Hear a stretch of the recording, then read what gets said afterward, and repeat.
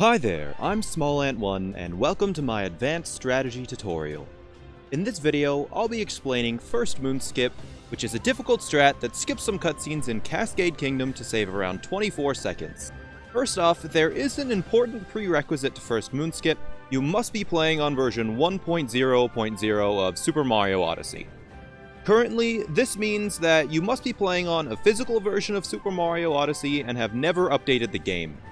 If you have a physical copy, but have updated Super Mario Odyssey, then it is still possible to revert back to 1.0.0. How to do that is written in the description down below. With versions past 1.0.0, it is still possible to skip the first moon, but the Madame Brutal fight will not trigger unfortunately, which is necessary to progress.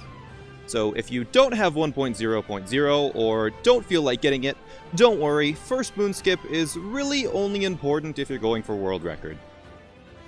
Now that we've gotten that out of the way, I'll get to explaining. First Moon Skip is done by doing a vault from the top of the rock the first moon is contained in, instead of destroying it with the chain chomp. There are a few different setups for this, but all of them involve a vault from Cappy. The first way is to start with Mario facing the rock, with his left foot standing on this pebble,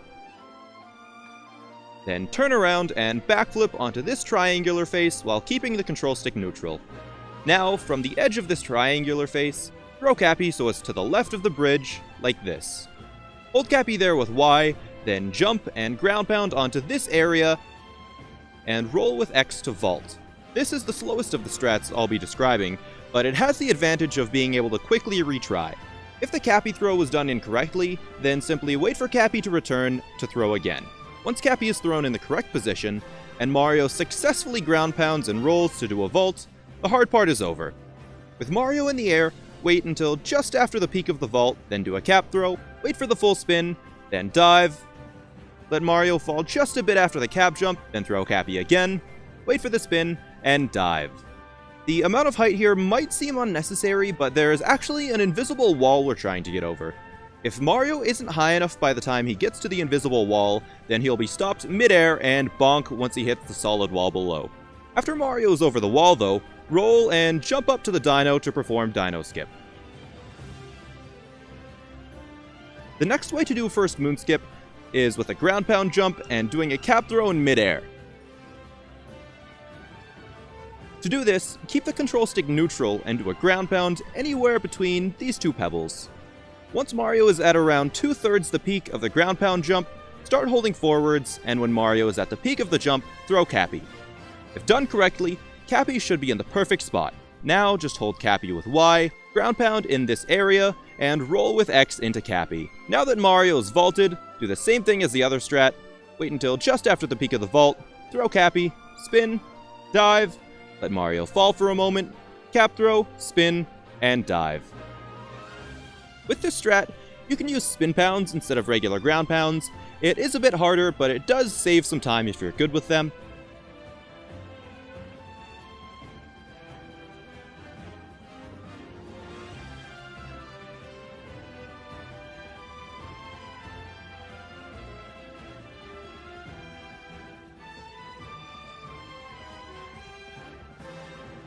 The fastest and most difficult First Moon Skip is with a dive vault. There are two ways to do a dive vault here. With one, you do a ground pound at the base of the rock, a little bit further to the right than the other strats, hold forwards, cap throw, dive as soon as possible, then boost with X. If Cappy is thrown in the correct spot and Mario rolls properly and the dive vault inputs are done properly, then Mario should vault, and then the rest is the same. Cap throw, dive, cap throw, dive. The other dive vault is with a triple jump. There isn't really a good setup for this one, it's basically all skill. After diving onto the stone, have Mario roll boost once, roll cancel to the left, and start a triple jump. Position Mario in such a way that at the peak of the triple jump, he can throw Cappy into the correct spot, and then do a dive vault. This is really hard, and at the time of making this video, no one is consistently using it in runs. I expect as runners improve, it will be used eventually though. There are a few mistakes that are easily made with this strat. Cappy positioning and the ground pound position is really important. If Cappy is too far forwards, Mario will do a regular aerial cap jump. If Mario ground pounds the wrong spot, he can just slide down, And sometimes, if Cappy is just slightly off, you'll still get the vault, but it will count as an aerial cap jump for some reason, and Mario won't be able to do the cap jump after the vault. There's a lot that can go wrong with this strat, and it will take a lot of practice to get consistent, so don't get discouraged if it takes you a while to even get it once. Another thing is that the area where Mario backflips or ground pound jumps from isn't a solid rule, it's more of a guideline. Anywhere on the left side of the back of the rock can work, but the areas I described make it a little bit easier.